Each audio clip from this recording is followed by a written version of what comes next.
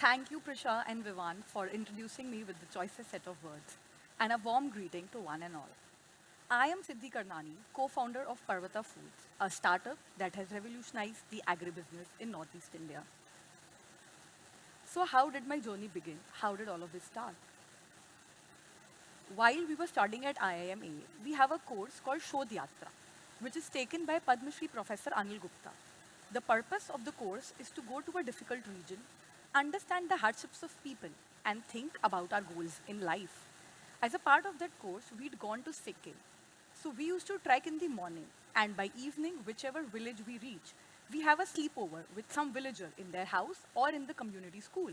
And then we start trekking the next day again. During those conversations with the villagers, we figured out that Sikkim was converting into a complete organic state. The entry of chemical fertilizers and pesticides was banned in the state. But despite that, the farmers were leaving farming and getting into manual labor work under the Narega schemes. We thought this is very weird.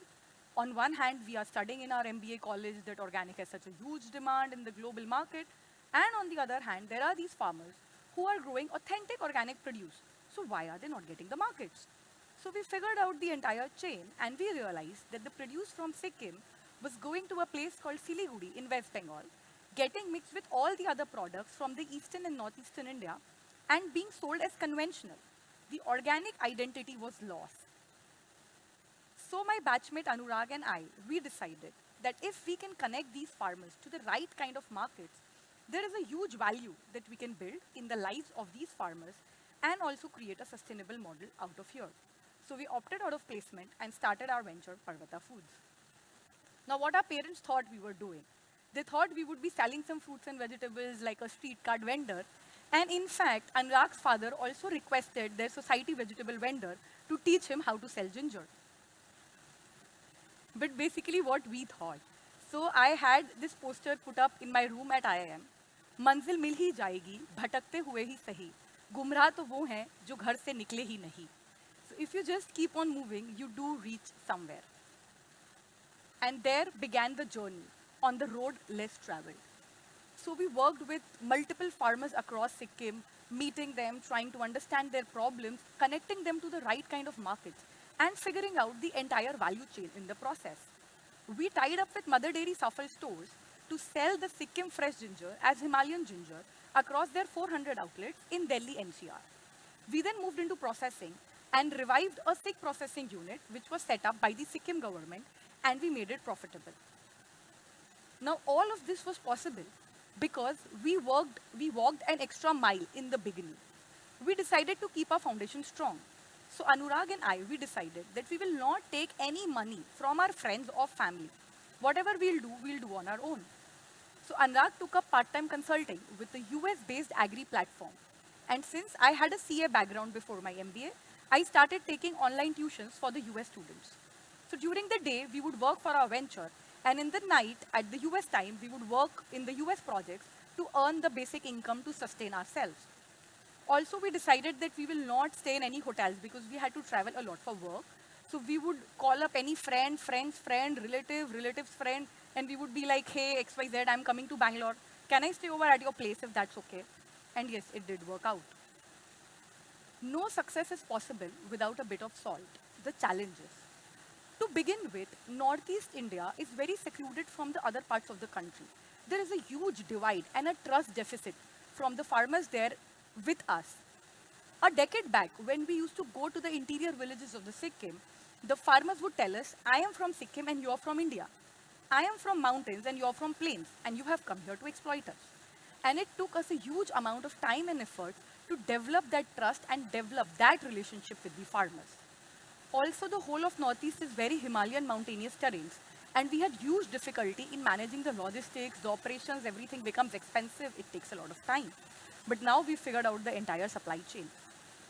Even when we were traveling across Northeast, we had a huge difficulty in managing vegetarian food for ourselves. And almost every day, I would just cook up some Maggie in some farmer's house and that we would eat for days on end. Now, there are some specific problems which I faced being a woman. The availability of hygienic washrooms. So we would travel for 12 hours every day. And since there were no hygienic washrooms which I could use, I ended up not having any food or water for straight 12 hours every day. Again, agriculture is a very, very male-dominated sector. So when Anurag and I would go and talk to these people who are working in the value chain, and then Anurag would shake their hand, and then I would put forward my hand, and the man would just move away. He would not even shake my hand. Both of us are talking to him. He would only look at Anurag and reply. Like they would kind of not acknowledge my presence there. What is this young girl doing in this patriarchal society? And now it feels so great that over all these years, we've moved across all of that. When we began, more often than not, I would think, let me just quit all of these and get into a well-paying corporate job. But then I always had it in the back of my mind, the impact that we are creating in solving the problem of these farmers across Northeast India. And that kept me motivated and kept me going. We have a huge mandate to help the farmers, especially the women farmers. Sorry? We have a huge mandate to help the women farmers. What happens across Northeast is that the women, they work more in the fields. They do a lot of the hard work. And when the time comes to sell the produce, it is the man who goes to the market and sells the produce, gets the money, and wipes off half of it in his drinking habits. Now we are bringing about subtle changes in the society. We've instructed all our field staff to buy the material only from the woman and to hand over the cash to the woman of the house. Now the woman also keeps aside a part of the money, but that she does for their children's education. And you would not even believe a minor 10,000 annual increase in their income makes them to decide whether their children are going to school or not. So this is the kind of impact that we're trying to bring about in Northeast. And we've not stopped our work just there. We do a lot of farmer training programs across Northeast India and Nepal. Our projects are funded also by the UK government, the USAID, a lot of these foreign agencies. We go to the fields, we train the farmers, we tie up with the local gram panchayats to disseminate information to the bottom levels. We also call the farmers to our processing plant so that they come, they see the entire process and they feel a part of all of this. When we export our products to the European and the US markets, we not just sell the products, but we insist that our customers from Germany, from London, from US, they come down to Sikkim. They meet our farmers, they see the hard work that the farmers are doing, and then they take back a part of Sikkim with them. And with this, we are trying to put up Sikkim on the global map. When you do any entrepreneurship journey, innovation is the key. So we have done a lot of innovation in the entire spice processing process, starting from the washing to cleaning to dehydration, pulverizing, basically innovated every part of the standard spice processing industry. We've set up the largest spice dehydration unit of Northeast India, and it is certified as per all international food safety and quality standards. Now, after all the salt, it is time for some sugar. The awards.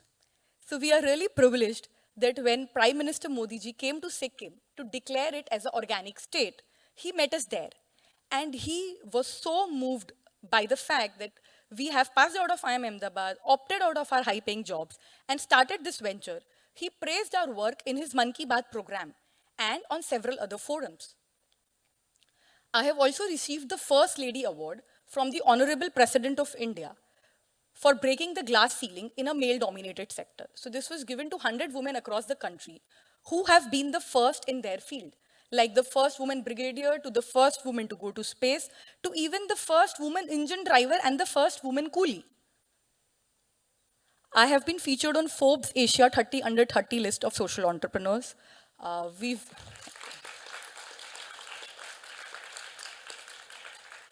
We've received the Earth Day Network Star Award for promoting UN Sustainable Development Goals, awarded from the Australian government, and several other national and international awards in media coverage.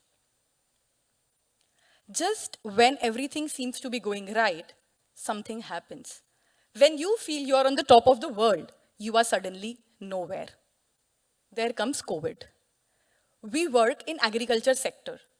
Our produce is perishable. When the COVID lockdown happened, we had 100 metric tons of fresh ginger in our factory, 200 metric ton booked at the farmers' fields. It's all perishable. Huge loss. And then there is no visibility of how we will continue to keep paying the salaries, the rent, the bank interest. In fact, Anurag and I were sitting and we were discussing that as soon as the lockdown opens, we just go lock the factory and hand over the keys to the bank. Maybe time to move into the next chapter of life. It's all over.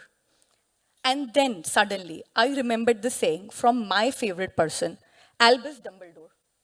Happiness can be found even in the darkest of times, if only you remember to switch on the light. And we were really sitting on the light switch.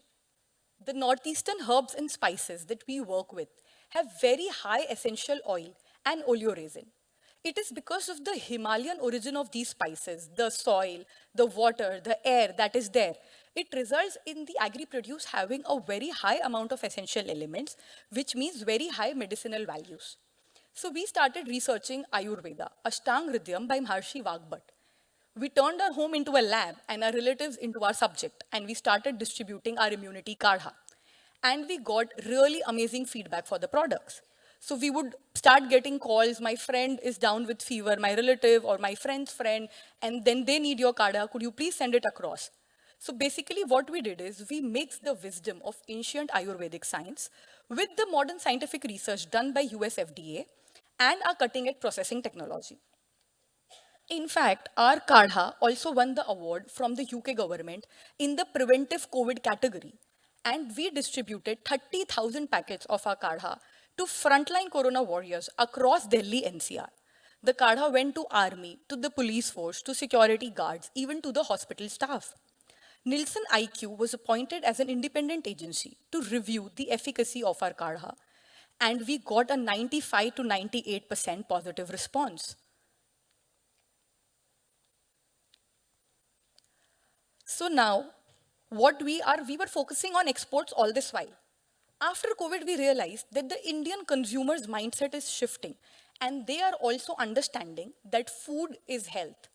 So I always say to everybody, medicine is not healthcare. Medicine is sick care.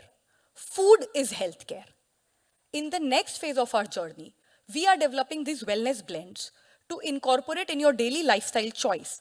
We are bringing the wellness of Himalayas to your home with a vision to make India healthier. Thank you.